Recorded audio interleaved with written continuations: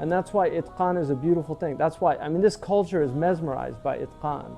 You know, Michael Jackson is, you know, he's mesmerizing because he could do something, it's a silly thing, but he could do it better than anybody else. And so people, they'll pay money to see that. And that's what they're really into. They're not into, they're into like, how does he do that? Well, he did it by practicing 8 hours a day. You know? But people don't see that. They just see the end result. And then they think it's magical. It's not magical. It's just really hard work. And talent. I mean, you need talent. There's no doubt about that. That's the extra factor of talent. But that's true of anything, whether it's music, sports. I mean, people are paying all that money to watch these guys because they can throw a basket from a place that if you try to do it, you won't get it every time you do it, but they get it most of the time they do it. And the more they get it, the more higher they are paid, and the more people want to watch them. But all they're really wanting to see is that itqan. That's what mesmerizes them. It's a waste of, I mean, one of my favorite stories is that Harun al-Rashid had a majlis where people used to come in and do, you know, it was kind of like a gong show or something. It was, people used to come in and do things to amuse him. And if he liked them, he would reward them, and if he didn't, he would. But one man could take, you know, old pre-modern needles were quite big, but he could take needles and throw a needle through the eye of the other needle. And he could do this like consistently. And so he did it, you know, and Harun al-Rashid had ordered to have him, he got 10 lashes and 40 dinars.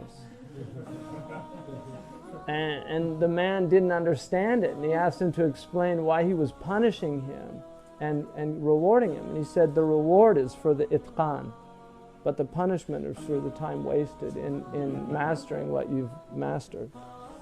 And archery is a very important art. Imam al-Bukhari was a master archer.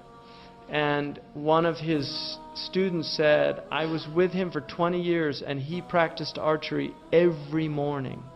Imam al-Bukhari. He said, in the 20 years I was with him, I never saw him miss the bullseye once. Now that to me is al-Bukhari, because that's what he was doing with the hadith. He was hitting the bullseye with the hadith. And that's what archery teaches you, is it teaches you that if you miss the bullseye, don't blame it on the bow, don't blame it on the arrow, blame it on yourself. Because it's about readjusting. You're either too short, too long, too much to the left, too much to the right. So it's learning how to readjust your own mistakes in order to change the situation. Anybody, any people can excel in sports. Some of the most extraordinary athletes on the planet come from the poorest countries. Kenya produces the greatest long-distance runners in the world. Central Africa, some of the greatest soccer players. But those are all excellence. It's about excellence. When you have this idea of itqan in your culture, the idea of really excelling in something. I think the Arabs should win every year in the every 4 years in the horses.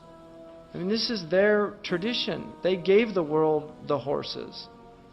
And those are things that Muslims can do. They can excel. There's so many things we can excel at that we're not excelling at, because there's no love of excellence and there's no understanding of self-correction, that we need to be disciplined in and of ourselves. We can't blame things always on the circumstances outside of ourselves. محمد سيد الكونين والثقلين والفريقين من عرب ومن عجم. محمد سيد الكونين والثقلين والفريقين من عرب